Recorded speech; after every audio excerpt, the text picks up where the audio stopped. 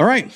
Let's talk about The Bride. A lonely Frankenstein, or Frank, travels to 1930 Chicago where a scientist revives a murdered young woman as his companion. But what follows is far beyond anything either of them imagined. Now let's reimagine the summary as if it's written by Maggie Gyllenhaal herself. A tragically isolated iteration of mankind's hubris traverses the morally bankrupt landscape of Depression-era Chicago, wherein a self-appointed arbiter of life and death presumes to reconstitute a slaughtered feminine consciousness, only to find that existence, once reclaimed, refuses to be so vulgarily possessed. See the difference? This happens a lot in the movie. Spoiler alert, but good. I mean, kudos and hats off to everybody that was in the cast, specifically Jessie and Christian, who can shake that thing. Besides the fact there's an abundance of dancing and possession and an exorbitant amount of pretentious word vomiting, JessieBuckley and ChristianBale have moments of pure brilliance. Moments. Whether it's the ironic humor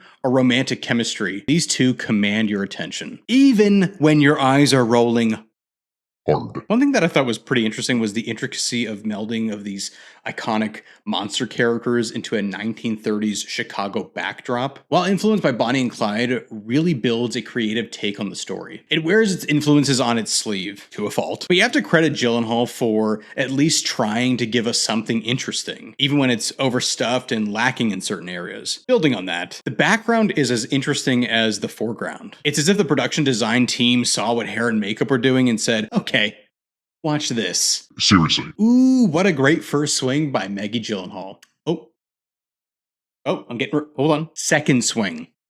Sorry. I mean, well, that makes all the difference.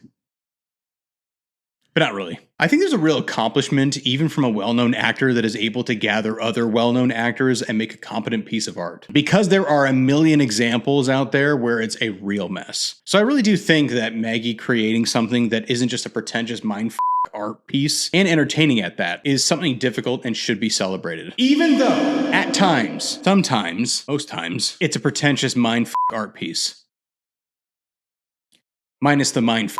The bad. I had zero interest in this, but I have a monthly subscription to the Alamo Drafthouse, so I had to use it, and this was out. At the end of the day, it's just okay. It lives between it's on cable and I'm over at someone's house and waiting for them to get out of the bathroom so I'll watch whatever's on in the tiny reflection of the kitchen cabinet that is the TV, to terrible. I did find it interesting, the multiple personality disorder, even though it ranges from holy shit, she's crazy, to I'm cringing hard.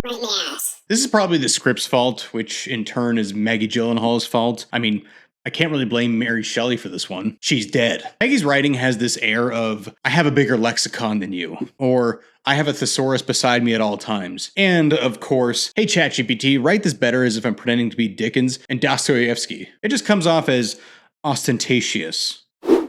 See? I can do it too. Maggie, you couldn't get anyone else other than your brother to play a golden era actor? Come on. I mean, every time he was singing and dancing, I didn't think of this. Instead, I thought of this. Not to take away from Jake's incredible talent. Nightcrawler is one of the greatest movies ever made. Overall, The Bride has a lot going on with little to say. It's filled with breakout moments from JessieBuckley, good and bad, underutilizes ChristianBale, and tries to convince us that Jake Gyllenhaal can sing and dance. I don't think this movie is a terrible movie, but I also don't think it's worth your time. It sounded so like sad, but I also don't think it's worth your time. Especially since we have like 5 iterations of the Frankenstein's monster, and they're leagues better. Go watch those. Avoid this one. Just the bride. Oh.